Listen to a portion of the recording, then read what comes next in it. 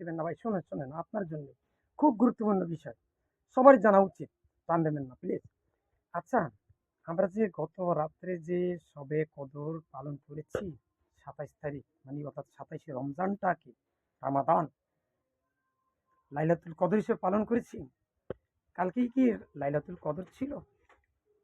বাংলাদেশে প্রত্যেকটা মসজিদের ভিতরে সব মানুষগুলা জাগরণ ছিল, প্রায় মসজিদই, এবং ইবাদত বন্দিগিতে ব্যস্ত ছিল। এবং ইমাম সাহেবগণ, প্রায় মসজিদের ইমাম সাহেবগণ মাইকে ডাকাডাকি করতে শুনেছি যে আসুন, আজকে পবিত্র লাইলাতুল কদর, লাইলাতুল কদর খৈরুম মিন আলফি শাহর, হাজার বছরের থেকে শ্রেষ্ঠ রাত আজকে, তাড়াতাড়ি আসুন, মসজিদে নামাজ পড়ার জন্য আসুন।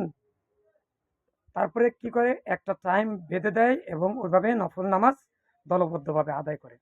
আচ্ছা, আমার প্রশ্ন, ইমাম সাহেব, প্রত্যেকটা ইমাম সাহেবের নিকট আমার অনুরোধ এবং জিজ্ঞাসা রইল, আমি কোনো বিরুদ্ধাচরণ করছি না, আপনি বলুন তো 100% দিয়ে, যে গত রাত্রটা যে আমরা লাইলাতুল কদর হিসেবে পালন করেছি, সেটা কি লাইলাতুল কদর ছিল? এটা আপনি নিশ্চিত করে বলতে পারেন? আজকে 28, কালকে 29শে রমজান। আমি তো বলবো যে 29 তারিখও তো রমাদান হইতে পারে, রমাদান অর্থাৎ লাইলাতুল কদর হইতে পারে। তারপরে রাসূল সাল্লাল্লাহু আলাইহি ওয়াসাল্লাম, এটা হাদিস আছে, রাসূল সাল্লাল্লাহু আলাইহি ওয়াসাল্লাম বলছেন, তোমরা রমজানের একটি মহামান্বিত রাত্র আছে, যেটা হাজার মাসের থেকে শ্রেষ্ঠ, লাইলাতুল কদর খৈরুম মিন আলফি শাহর, তোমরা বেজর রাতগুলা তালাশ করো। সেটা সামনে যেহেতু 29শে রমাদান আছে, সেটাও তো হতে পারে। অথচ 29 তারিখে একজন মসজিদের থেকে ইমাম সাহেব ডাক দিয়ে বলবেন না যে আসুন, আজকে লাইলাতুল কদর রাত্র, হাজার মাসের থেকে উত্তম আজকে রাত আসেন? কেন বলেন না তাইলে? ওদিন কেন বলছেন?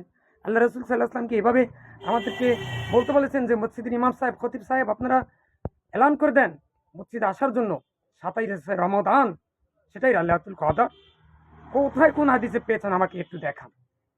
আচ্ছা, 21 তারিখ তো একজনকে ডাকেন নাই যে আসার জন্য, বা সেদিনকে এমনও তো বলতে পারতেন যে আপনারা আজকে যেহেতু তারাবি নামাজ পড়ছেন, আপনারা যার যার মতো করে ইনশাল্লাহ চেষ্টা করবেন লাইলাতুল কদর নফল নামাজ পড়ার জন্য এবং ইবাদত বন্দিগি করার জন্য, কোরআন তেলাওয়াত বেশি বেশি করার জন্য এবং আল্লাহর কাছে চাওয়ার জন্য।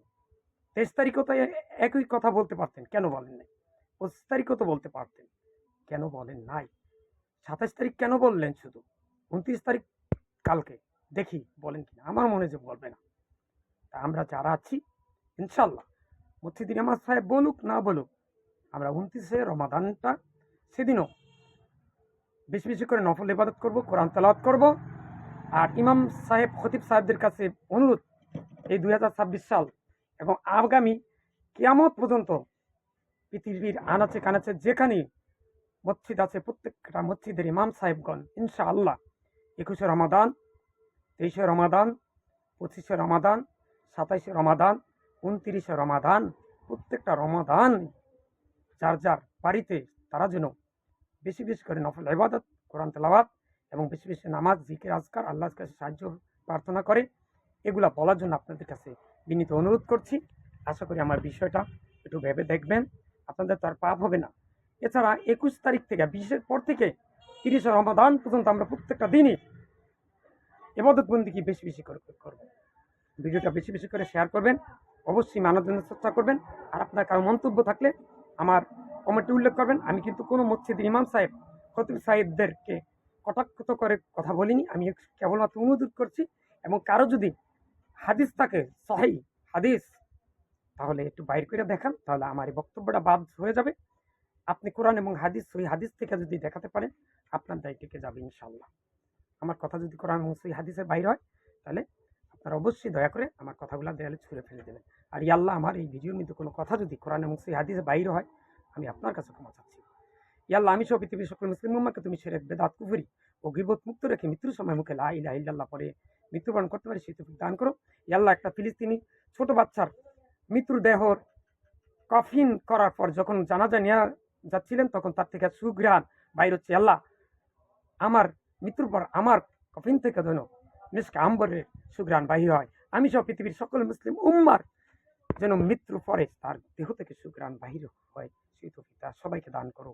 আজ থেকে কিয়ামত পর্যন্ত প্রত্যেকটা মুসলমানকে তুমি সেই তৌফিক দান করো এবং প্রত্যেকটা মুসলমানের, আমি সহ পৃথিবীর সকল মুসলিম উম্মার তুমি ইমানের হেফাজত করো, বিশেষ করে শয়তানের ওয়াসওয়াসা থেকে। মৃত্যুর সময় যেন শয়তান আমি সহ পৃথিবীর কোনো মুসলমান উম্মার ইমান নষ্ট করে বেঈমান করতে না পারে, এবং আমাদেরকে তুমি জান্নাত হিসাবে কবুল করো এবং মৃত্যুর সময় মুখে পড়ে না লা ইলাহা ইল্লাল্লাহ, এবং জান্নাত হিসাবে মৃত্যু দান করো। আমিন। আসসালামু আলাইকুম। ওয়াতাসিমু বিহাবলিল্লাহি জামিআন ওয়া লা তাফাররাকু। ঐক্যবদ্ধ থাকার তৌফিক দান করুন। হাসবুনাল্লাহু ওয়া নি'মাল ওয়াকিল, নি'মাল মাওলা নি'মাল মাওলা ওয়া নি'মান নাসির। প্রত্যেকটা ক্ষেত্রেই আমি সহ পৃথিবীর সকল মুসলিম উম্মার হেফাজতকারী হিসাবে তুমি হয়ে যাও। আমিন। আসসালামু